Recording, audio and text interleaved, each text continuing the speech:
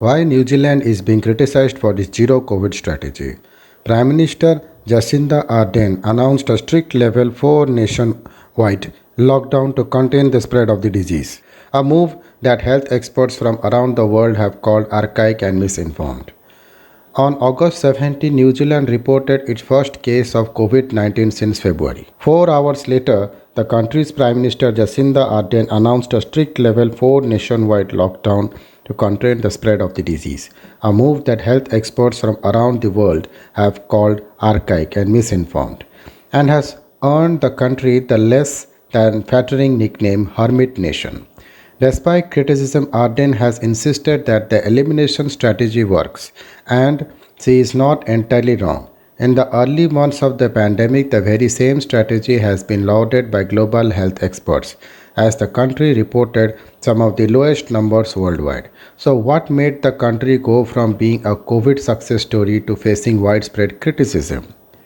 New Zealand is one of the few remaining nations still adopting zero COVID strategy, or what has been called Ardern's go hard, go early plan to stamp out the pandemic entirely by eradicating community transmission. With the virus constantly mutating and new and more transmissible variants emerging, several other countries have now changed gears, switching to what they see as more sustainable ways of dealing with the pandemic by learning to live with it. What is the zero COVID strategy? It is a strategy that aims to drive down the number of COVID 19 cases to manageable levels by imposing strict lockdowns, closing borders, and imposing travel bans.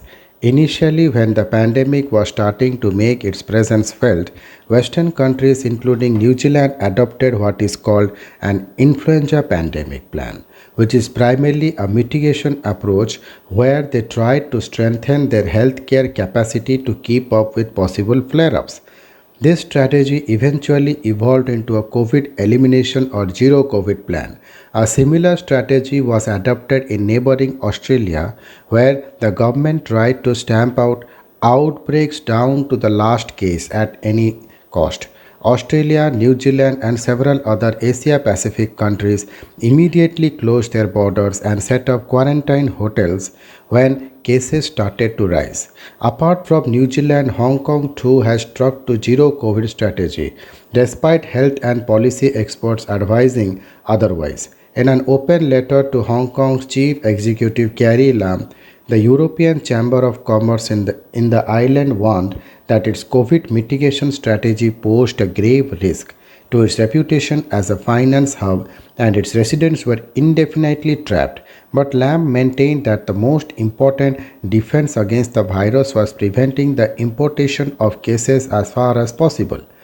Why have countries had to change their strategies? With countries around the world witnessing surges in the cases after the emergence of highly contagious Delta variant, health authorities are questioning whether zero COVID strategy is in fact the best way to beat the disease.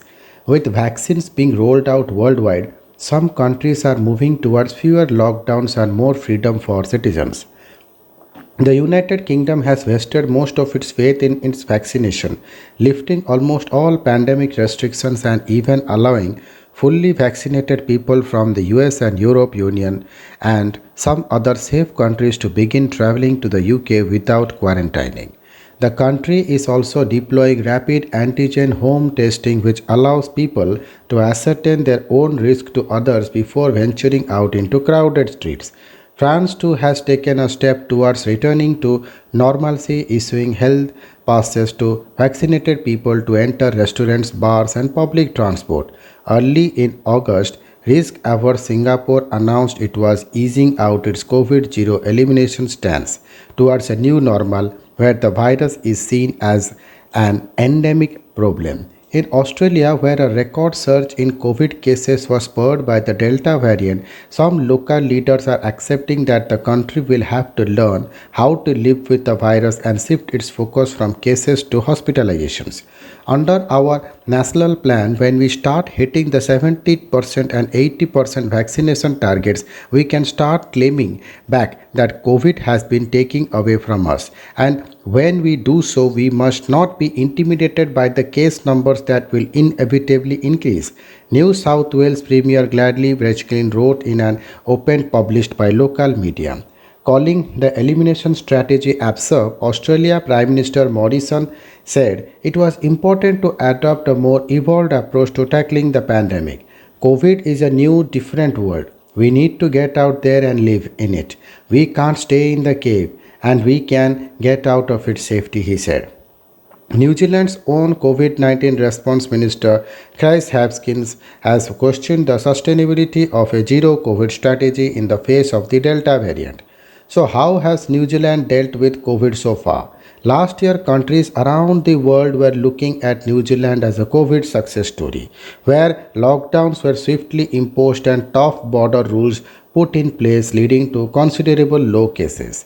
For much of the pandemic, the country was able to operate as normal, with music, festivals, and public gatherings taking place almost exactly like how they did before the pandemic. The number of cases in the country stand at just over 3,500, while only 26 deaths have been reported so far. In March last year, the country closed its border for nearly all foreigners. All visitors returning to the country were required to stay in an isolation facility for 2 weeks at their own cost. On August 17, when the country discovered one case of COVID in the community, one of the strictest nationwide lockdowns was announced. This is so we can get Delta under control and reopen fully and safely. We simply can't do that if we still have a lot of Delta circulating in the community. To move safely down, we will need to be confident we have stamped it out and have cases contained and isolated, Arden said.